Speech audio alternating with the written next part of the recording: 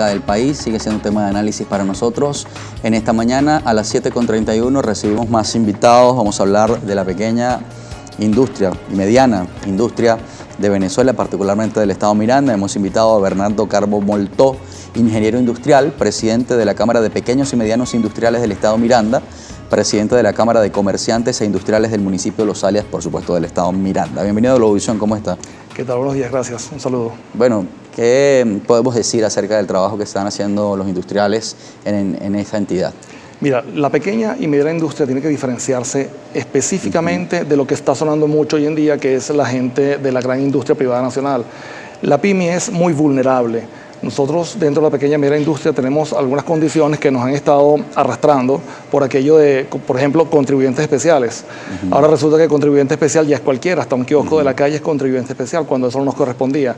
Y eso tiene mucho que ver con las capacidades de respuesta de la pequeña y mediana industria para atender a estas nuevas obligaciones tributarias que en todo caso tienen algo que ver con mucha especialización y sobre todo con recursos. Una pequeña y mediana industria, que es muy diferente a un pequeño comercio o un mediano comercio, tiene una serie de condiciones, una serie de dificultades propias, incluso de funcionamiento dentro del país, que nos hace mucho más difícil el arranque. Y luego de este proceso, del 1 de octubre del año 2016, cuando empezó el proceso de la mega devaluación, cuando el dólar pasó de 1.000 a 3.500 en diciembre, luego 3.500 a ciento y tantos mil a finales del 2017, con todo este tema de las dificultades de autopista y todo eso, eso fue vulnerando nuestras capacidades porque no somos tan fuertes como una gran industria privada nacional.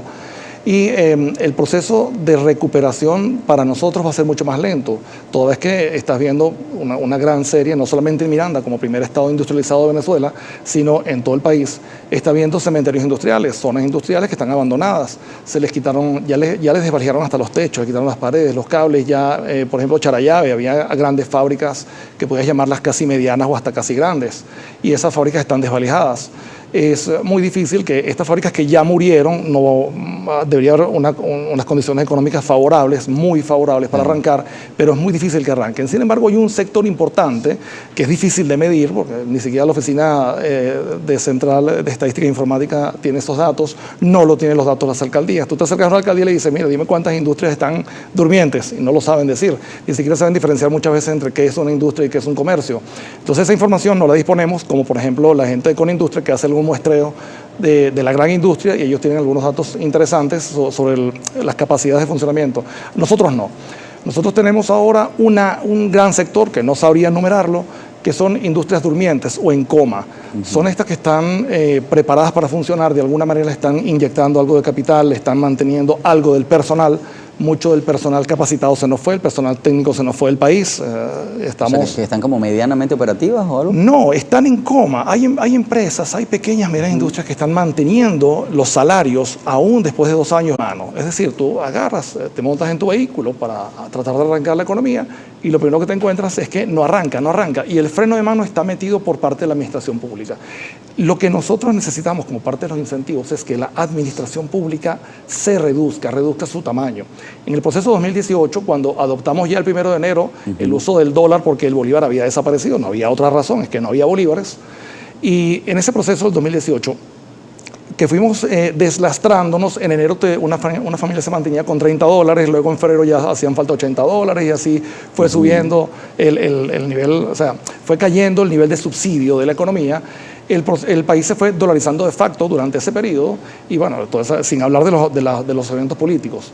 Lo que empezamos a ver ya para el 2019 fue un crecimiento de la voracidad fiscal, sobre todo en los municipios. Aquí se acabó el modelo rentista, nosotros lo asumimos con gallardía, con emoción, se acabó el modelo rentista, ahora van a permitirnos trabajar.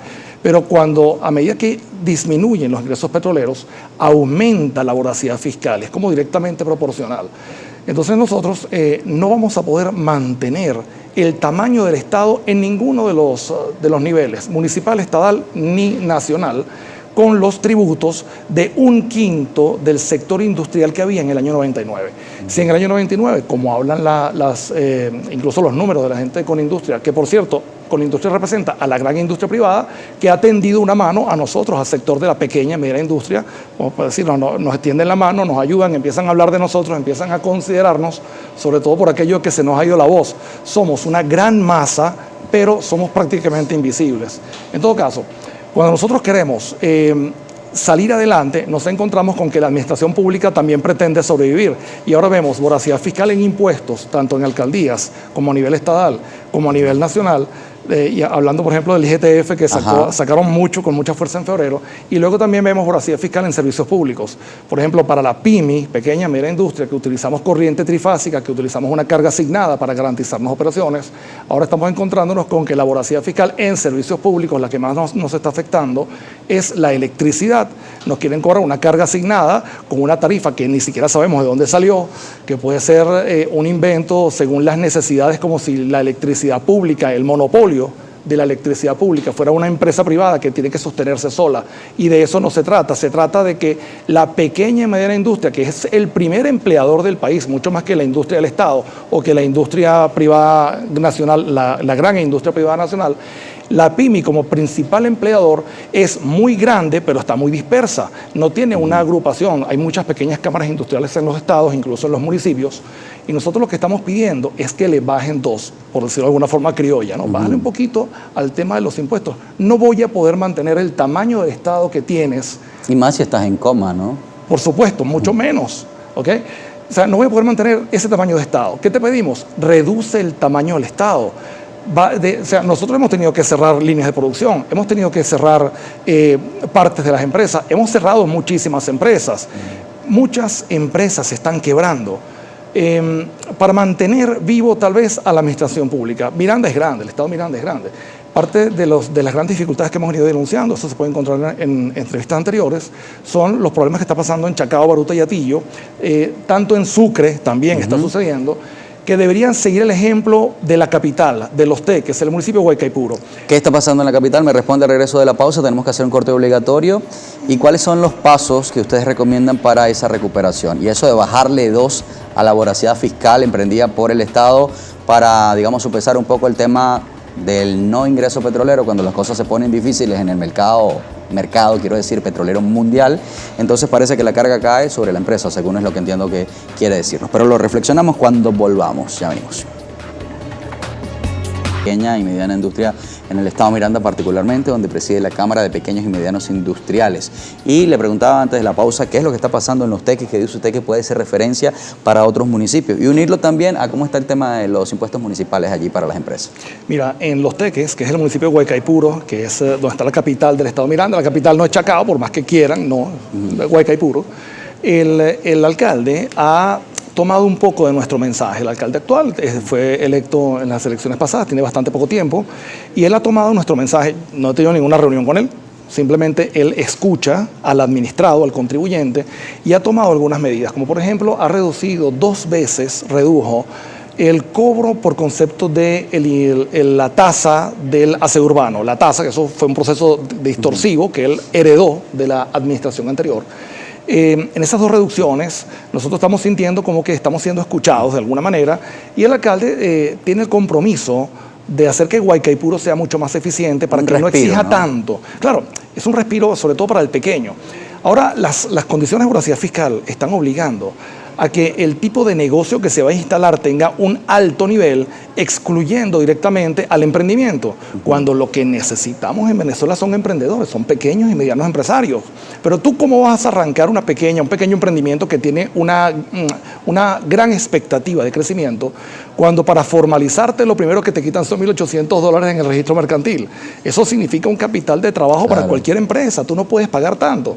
Si tú tienes que pagar para un proceso de formalización más de 15, 20, $30.000 para arrancar, tú estás excluyendo al 90% del emprendimiento venezolano. Prácticamente haces imposible el emprendimiento.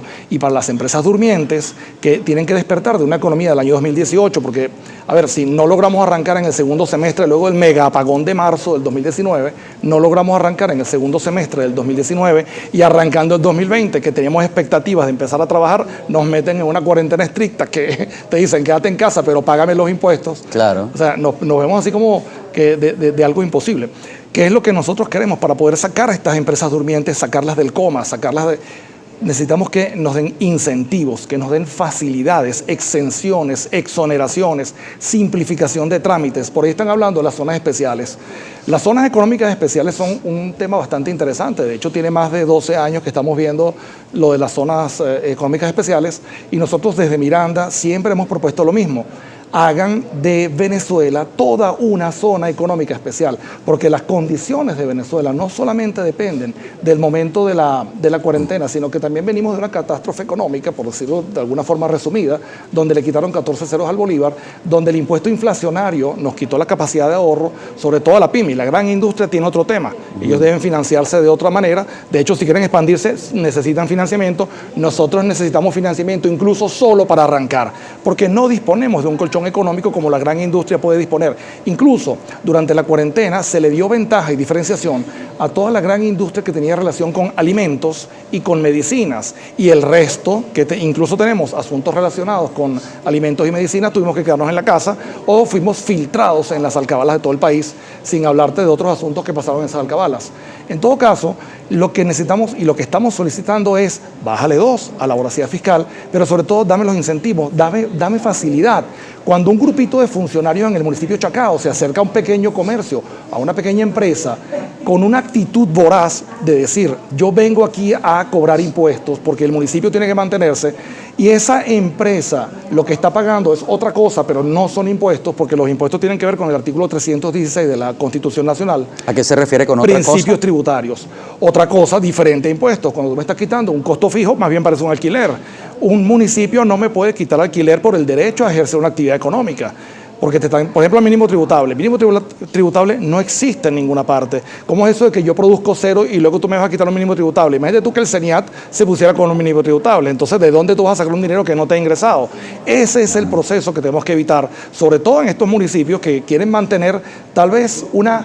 Vamos a verlo desde el punto de vista bonito, que quieren mantener una gestión, un desarrollo. Esta no es una época para un desarrollo, esta es una época para revisar los ahorros y para ayudar a que el sector privado, que ha sido el más dañado, el más afectado en estos momentos desde el 2016 para acá, le des un incentivo, le des un respiro, déjalos trabajar. ¿Cómo es posible que venga una empresa, abra sus puertas y ahora le cae la alcaldía y le cae el CENIAT y le dice, usted me tiene que pagar los impuestos del 2020? Bueno, pero si ni siquiera los he generado. No, porque usted cobró un IVA en marzo, pero si nosotros no nos dejaron ni siquiera operar. O sea, más el impuesto a las grandes transacciones. Y las transacciones. Bueno, en las grandes transacciones financieras tenemos algo muy interesante. Por ahí salió un diputado que estuvo aquí en una entrevista y dijo algo así como que el impuesto a las grandes transacciones financieras va en dólares, 3% a todo el que pague en dólares, porque aquí está bien. Están buscando la manera de tener mayores ingresos, pero la gente va a rechazar el pago en dólares. De hecho, por ahí salió una respuesta de que se había incrementado el pago en bolívares, sobre todo para no evadir, sino eludir un impuesto innecesario. ¿Qué hace la gente? Bueno, pues cambia bolívares, paga y hace su compra y se evita. Y se ahorra el 3%. Y se ahorra el 3%, que puede significar $30, $40, ¿sí? O al final del mes $100. $100 son importantes de ahorrárselo, claro, en ese 3%. Bueno, ese mismo diputado que estaba buscando mayores fondos para la Administración Pública Nacional salió el mes pasado diciendo que hay que impulsar la producción petrolera.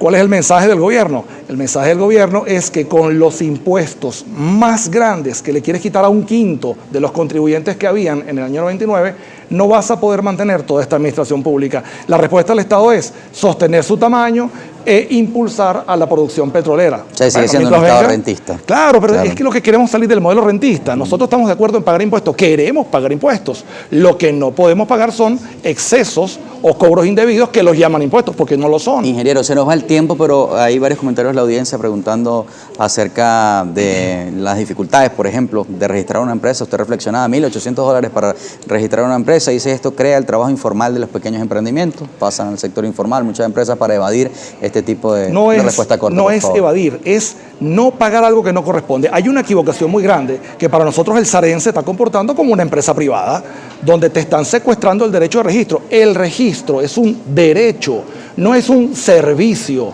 Para eso podríamos entonces instaurar una página web donde la gente pudiera registrarse gratuitamente en línea y pagar solamente algo de mantenimiento, $1, $2. A mí me dicen, tienes que ¿cómo se llama? Actualizar el capital social de tu empresa. Pero para actualizar el capital social de la empresa voy a pagar mucho más de lo que el capital realmente tiene. Entonces dices, ¿cómo voy a actualizar el capital social? ¿A qué números lo voy a poner si ni siquiera conozco mis números? Porque ni siquiera estoy operativo. Además, el capital social tiene que actualizarse debido al proceso de la devaluación. Debería ser el mismo Estado que me dice, Nos vamos. yo hice la devaluación, yo te actualizo. No, y además que eso genera